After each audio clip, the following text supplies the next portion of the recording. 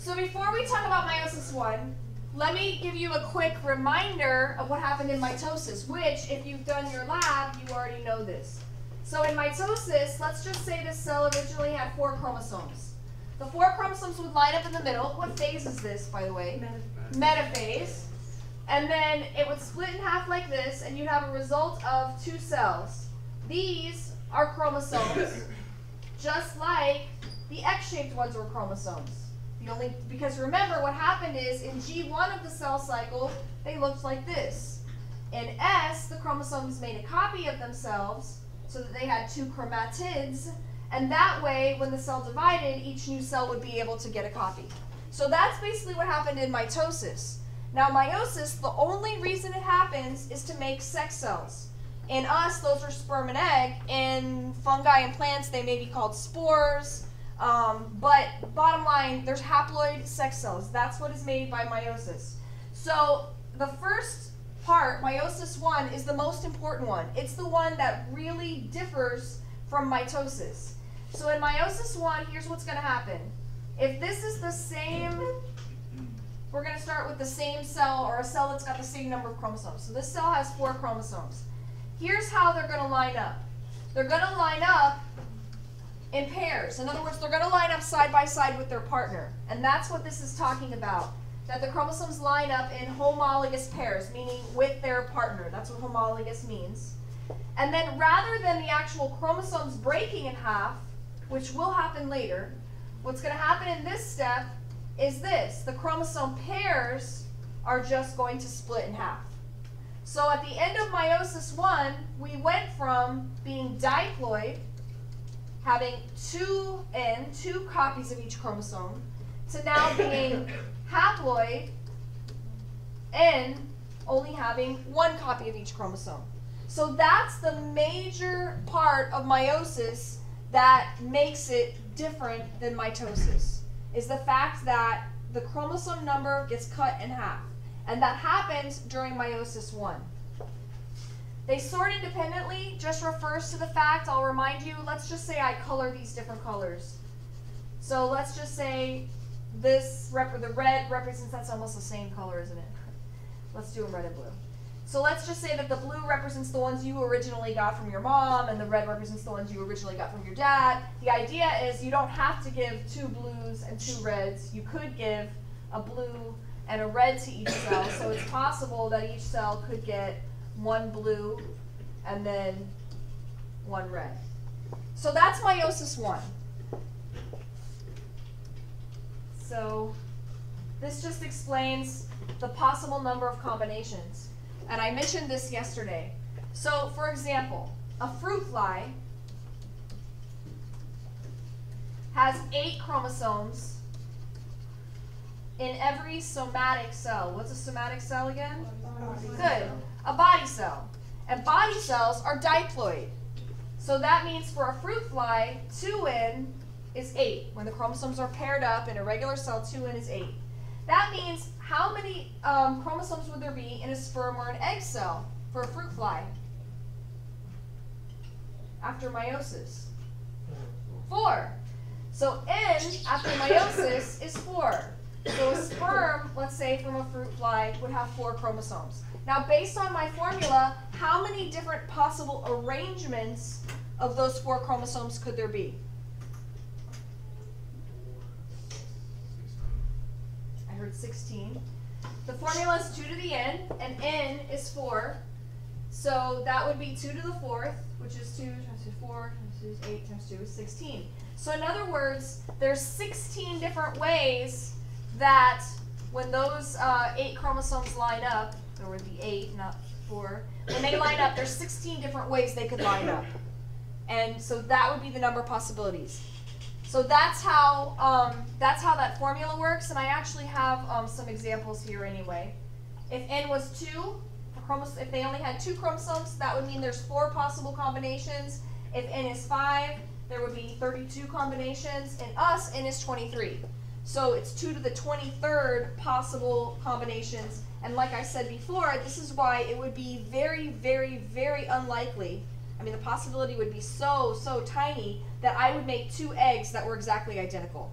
because it would be 1 in 2 to the 23rd, the chances of that happening. And it's actually less of a chance than that when I show you the last thing.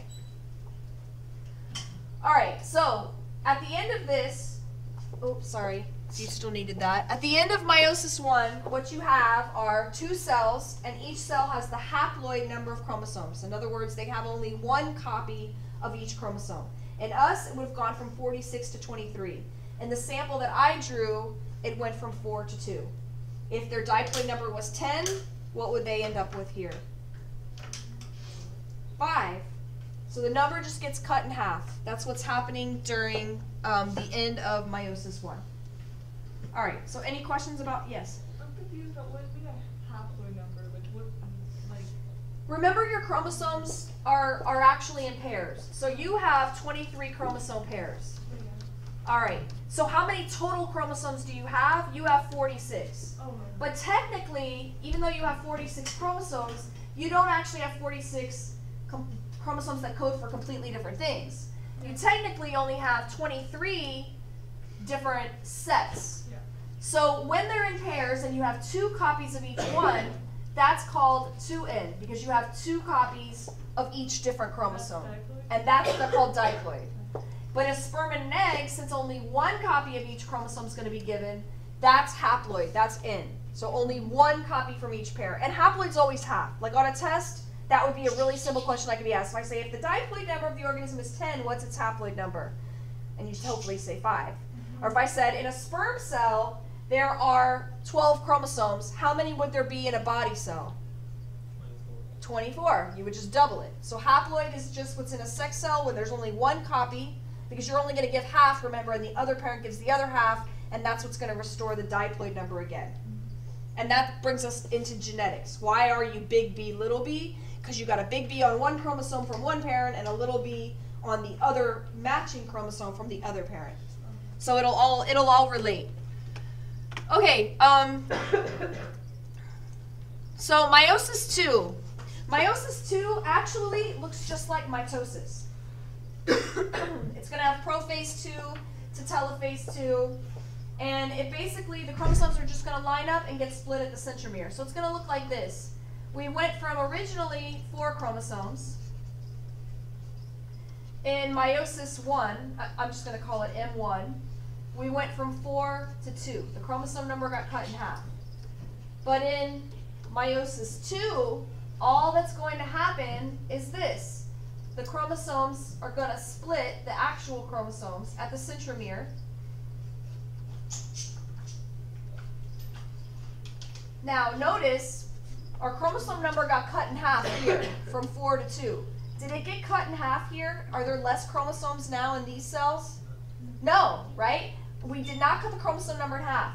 Now, what would these be? Well, these would mature, and these could become sperm, for example. So in a male, there are these just loads and loads of these pre-sperm germ cells that are diploid. And what happens every day is, over time, these are slowly going through meiosis and maturing, and every one of these pre-sperm cells ends up making 4 sperm. So that's why males have, millions and millions of sperm, and they're constantly making more. How many eggs does a female make every month? 1. Only 1. Now, based on what I just showed you, how many, based on this, should they be making? 4, right? According to this, a pre-egg cell should make 4 eggs. So let's talk about why that doesn't happen. So normally you would get 4 cells, like in a sperm. But here's what happens. Spermatogenesis, which is the name of making sperm, makes 4 cells, like I just drew for you. But in oogenesis, what happens is you only get 1 egg, and you get 3 of these little things called polar bodies. It looks something like this. Let's say this is our pre-egg cell. It goes through meiosis 1. All the cytoplasm goes to 1. And then when it goes through meiosis 2, the same thing happens again. All the cytoplasm goes to 1. So you end up with 1 giant egg cell and 3 polar bodies. And no, it's not like, oh, well, if one of these actually becomes an egg too, is that how you get twins? No. Twins would be that you matured more than one pre-egg that month. It wouldn't be this. This is what always happens. Now, why does it have to happen? Well, think about it. The only thing from a sperm that enters the egg is the nucleus, the chromosomes. So how's that cell going to have mitochondria and endoplasmic reticulum and all the other things that the cell's going to have? It's going to come from the egg. So that's why the egg is so big. It's got the cytoplasm with all of the protein factors in it and all of the mitochondria and any of the other organelles that are going to be necessary. In fact, I probably told you the story before about how all your mitochondria came from your mom. So if you're a male, you'll never pass your mitochondria on to your offspring because sperm only contain the DNA from your nucleus. And you can actually trace maternal DNA. Let's say that you dug up bones that were 500 years old and you wanted to know if this person was related to you. You could find out if they were related to you if they were your maternal great-great-great-great-great-grandmother. Their mitochondria would be the same as yours because they would have passed it to their daughter, who passed it to their daughter, who passed it to their daughter. So you could actually trace a maternal bloodline by mitochondrial DNA. About the whole twin thing, isn't that also like genetic too? Supposedly, yeah, there can be a genetic component. Because supposedly, I don't know if it's true or not, but it's more of a chance like when it skips a generation. I've heard that too, and I don't know scientifically if there's a basis for that, but I do know that hormones obviously influence how many eggs you release a month. So as far as fraternal twins, it would make sense that there could be a genetic component that your hormone cycle just is that way, that you tend to be somebody who does that.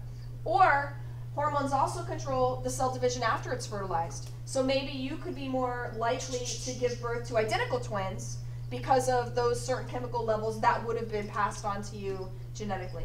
So I don't know if it's true about skipping a generation, but I do know that yes, it does run in some families, so there is a genetic component to having twins. Okay, I think I have a picture of it here. Don't pay attention to how the chromosomes are lined up, but all they're showing you is, here's the first division, and notice in the egg you have one that got all the cytoplasm and one that they're calling a polar body. And then the second division, you end up with 4 sperm, but you only end up with 1 egg and 3 of these little things that disintegrate called polar bodies.